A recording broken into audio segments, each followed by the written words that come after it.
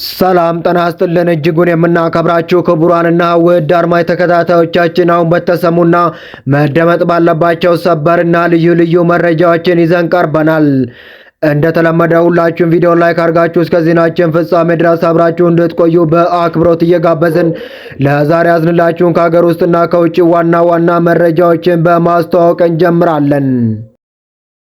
አሁን በደረሰን እጅግ አስደንጋጭ ዜና መሰረት በመዲናችን አዲስ አበባ በአንዳንድ ክፍለ ከተሞች በቤት ኪራይ ውል ላይ የተቀመጠው የዋጋ ተመንና ቤቱ የማይጣጣም እንደሆነ እየታወቀ እንኳን ጭማሪው 11.5 በመቶ በውሉ መሰረት እንዲሆን ተደርጓል ሲል የአዲስ አበባ ቤቶችና ልማት ቢሮ አስተዳደር ገለጸ። ዝርዝር መረጃውን በሚቀጥሉት 10 ደቂቃዎች ውስጥ ወደ እናንተ የምናደርስ ይሆናል። እስከ ዜናችን ፍጻሜ ድረስ አብራችሁን ቆዩ። እንዲሁም ለዚህ ታላቅ የዩቲዩብ ቻናል አዲስ የሆናችሁ ደግሞ ሁላችሁም ዩቲዩብ ቻናሉን ሰብስክራይብ አድርጋችሁ የደወል ምልክቷን በመጫን ኦል የምትለውን ያብሩ። እንዲሁም ይህ መረጃ ለሌሎች ተደራሽነቱ ይበልጥ እንዲሰፋ ሁላችሁም ቪዲዮን ላይክ አድርጋችሁ ሀሳብ አስተያየታችሁን በኮመንት አስቀምጡልን። አሁን ወደ አስደመጥናችሁ ዋና ዋና መረጃዎች በቀጥታ ወደ ዝርዝር መረጃው ከማቅናታችን በፊት የአውሮፓ ህብረት በትግራይ ክልል የተፈጠረው ሰሞነኛ ውጥረት እንዳሳሰበው ገልጾ ቢቢሲ ያወጣውን ጥብቅ መረጃ እናስቀድም። የአውሮፓ ህብረት በትግራይ ክልል የተፈጠረውን ሰሞነኛ ውጥረት እንዳሳሰበው ገለጸ። ህብረቱ ወቅታዊ የክልሉን ሁኔታ በሚመለከት ቅዳሜ ሰኔ 20 ቀን 2018 ዓ.ም በማህበራዊ ትስስር ገጹ ባወጣው አጭር መግለጫ የህወሓትን እርምጃ በክፉኛ ወቅሷል።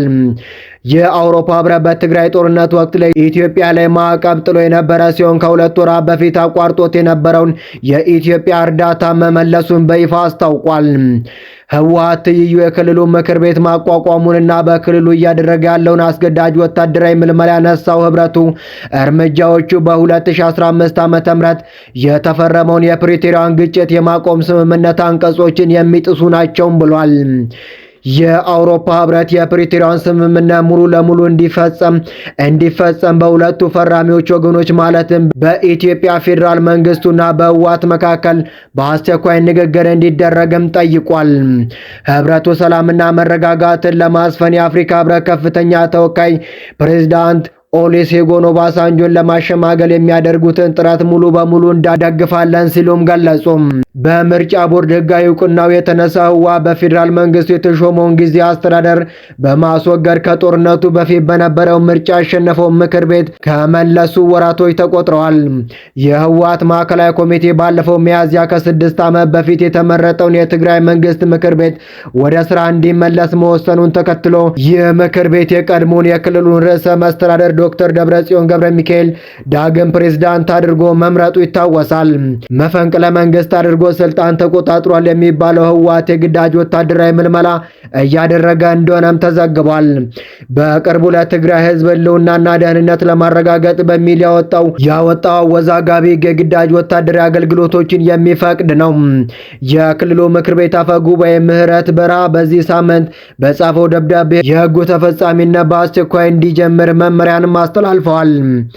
አስገዳጅ ወታደራዊ ምልመላው ከፖለቲከኛና ከሰብአዊ መብት ተሟጋቾች ከፍተኛ ተቃውሞ የገጠመው ሲሆን ሂውማን ራይትስ ዎች ከሰሞኑ ባወጣው መግለጫ ህጉን ጨቋኝ ብለውታል። ባለፈው ግንቦት በህወሓት የተያዘውን የክልሉ መንግስት አስወግዳለሁ ያለና ራሱን የትግራይ ሰላምና የለውጥ ምክር ቤት የሚል ቡድን በአዲስ ተመስርቷል። አሜሪካ በዚህ ወር በኢትዮጵያ ያለውን ሰላም በማናጋት ውስጥ ተሳታፊ ናቸው ባለቻቸው አክራሪ የህወሓት አባላትና ቤተሰቦቻቸው ላይ የቪዛ ክልከላ መጣሏንም አስታውቃለች። ህወሓት የአሜሪካን የቪዛ ክልከላ ሚዛናዊ ያልሆነ ሲል አውግዟል። የአሜሪካ እርምጃ የትግራይን እውነታ እንደሚያንጸባርቅና የፌዴራል መንግስቱን ተጠያቂ ያላደረገ መሆኑን በመጥቀስም ኮንኗል። በኢትዮጵያ አሜሪካ ኤምባሲ አርብ ሰኔ 19 ቀን 2018 ዓ.ም ባወጣው አጭር መግለጫ በትግራይ የሰላም ሂደት እያደናቀፉ ናቸው ያላቸውና በስም ያልጠቀሳቸው አካላት ለውይይት ጥረቶች ትብብር እንዲያደርጉም አሳስቧል። የፖለቲካና የሲቪል ማህበረሰብ መሪዎች በፖለቲካ ውይይት ውስጥ መሳተፍና የፕሪቶሪያውን ግጭት በዘላቂነት የማቆም ስምምነት ሙሉ በሙሉ መተግበር እንዳለባቸውም አሳስበዋል። የአዲስ አበባ ከተማ አስተዳደር የቤቶች ልማትና አስተዳደር ቢሮ ኃላፊ ወይዘሮ ቅድስት ወልደጊዮርጊስ እንደገለጹት የ11.5 በመቶ የዋጋ ጭማሪ የተደረገው ውሉ ላይ በተቀመጠው እንጂ በደበቃችሁት ላይ አይደለም ሲሉ ከአከራይ ተከራይ ተወካዮች ጋር በተደረገ ውይይት ላይ ተናገሩ። ሰኔ 30 ቀን 2018 ዓ.ም ጀምሮ የሚተገበረው የቤት ኪራይ ዋጋን በተመለከተ የአዲስ አበባ ከተማ ዓመታዊ የመኖሪያ ቤት ኪራይ ዋጋ መተመኛ ጥናት በትላንትናው ዕለት ለውይይት ቀርቧል። ስለ ጥናቱ ገለጻ ያደረጉት በአዲስ አበባ አመራር አካዳሚ ተመራማሪ አቶ ኑር አሁን አንዳርጌ በዚህ ጥናት የዋጋ ትመና ለማድረግ የተለያዩ መስፈርቶችን ማካተታቸውንም ገልጸዋል። የዋጋ ግሽበቱ የቤቱ መገኛና የቤቱ ስፋት እንዲሁም ከመንገድ ያለው ርቀት ያሉ ከግምት ማስገባቱንም ገለጹ።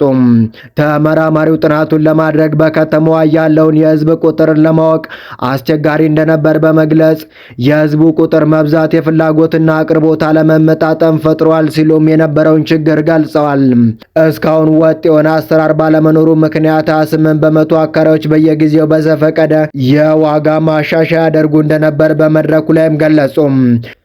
በጥናቱ ላይ የተሳተፉት ተመራማሪው እንዳስረዱት አከራይ እንደፈለገ ዋጋ ቢጨምርም አብዛኛው ሰው በረንዳ ይወጣል። ይህ መንግስት ጣልቃ እንዲገባ የሚያስገድድበት አሰራር ሆኖ ተገኝቷል ሲሉም ገለጹ። በዓለም አቀፍ ደረጃ አንድ ሰው ከገቢው ለቤት ኪራይ 30 በመቶ መክፈል ያለበት ቢሆንም በኢትዮጵያ አሁን ላይ በተገኘው ጥናት አንድ ሰው ከገቢው ላይ የቤት ኪራይ ወጪው ከ50 እስከ 80 በመቶ እንደሚደርስም ጠቁመዋል። በትናንትናው የውይይት መድረክ የተካፈሉ አከራይና ተከራይ ተወካዮች በዋጋ ጭማሪው ዙሪያ ለአስተዳደሩ ጥያቄዎችን አንስተዋል። ከአራዳ ክፍለ ከተማ እንደመጡ የተናገሩት ተሳታፊው ሀሳባቸውን ሲገልጹ አከራዩም ሆነ ተከራዩ የችግሩ አካል ነው፣ በዚህ ላይ የጋራ መግባባት ያስፈልጋል ሲሉም ገለጹ።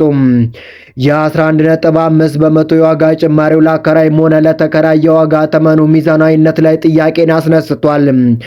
ሌላኛው ከኮልፌ ቀራኒዮ ክፍለ ከተማ እንደመጡ የገለጹት ተሳታፊዎቹ በቤት ኪራይ ዙሪያ በአከራይና በተከራይ በኩል የተደባበቀ ሂደቶች አሉ። ይህንን ግልጽ ማድረግ ካልተቻለ ፍትሐዊ የአከፋፈል ስርዓት ማምጣት እንደማይቻል ማስጠነቀቁ። በመድረኩ የ11.5 በመቶ የዋጋ ጭማሪ በመሃል ከተማና በማስፋፊያ አካባቢዎች ለምን እኩል ይጨምራል? ይህ ጭማሪ አሁንስ ተከራዩ ጨምሮ መክፈል ይችላል ወይ የሚሉ ሀሳቦችና ጥያቄዎችን ማስነስቶ ነበረ። ለተነሱ ሀሳብና ጥያቄዎች ምላሽ የሰጡት የቢሮ ኃላፊ ወይዘሮ ቅድስት ወልደጊዮርጊስ በውሉ መሰረት የተቀመጠውን ዋጋ መነሻ ተንተርሶ በጥናቱ መሰረት ጭማሪ መደረጉንም ገልጸዋል። በአንዳንድ ክፍለ ከተሞች በቤት ኪራይ ውል ላይ የተቀመጠው የዋጋ ተመንና ቤቱ የማይጣጣምና የማይገጣጠም እንደሆነ እየታወቀ እንኳን ሙሉ ህጋዊ አድርገን ጭማሪ ተደርጓል ሲሉም ተናገረው። የ11.5 በመቶ የዋጋ ጭማሪ የተደረገው ውሉ ላይ በተቀመጠው እንጂ በደበቃችሁት ላይ አይደለም በማለትም ገለጹ። ዋጋ ሲጨመር ውሉ ላይ ባለው ነው የተጨመረው። መጀመሪያ ስትከራዩ በማስፋፊያና በመሃል ከተማ በልዩነት እንዳከራያችሁ ሁሉ አሁን የተጠናው ጭማሪ በሙሉ መሰረት የሚጨምር ነው። ለማስፋፊያ አካባቢ ዝቅ ያለ፣ ለመሃል ከተማ ከፍ ያለ ጥናት አልተጠናቀቀም ሲሉም አስረድተዋል። በመጪው 11.5 በመቶ ጭማሪ የተደረገበት አግባብን ያስረዱት ኃላፊዋ ጭማሪው በጣም ከፍ ያለ ነው ብለን እኛ አልወሰድነውም። ቢያንስ የፌዴራል ጥናት እንኳን ወስደን ተግባራዊ ብናደርግ እንደ ከተማ አስተዳደር ጥናት ውስጥ ስናስገባው ትንሽ ነው የጋሸበው። ይህን ተከራይ መክፈል ይችላል ብለን ነው የወሰድነው ሲሉም አስረድተዋል። በመዲናችን አዲስ አበባ ከ50 ሺህ በላይ የኪራይ ቤቶች ተመዝግበው ወደ ሲስተም እየገቡ እንዳሉም ገልጸዋል።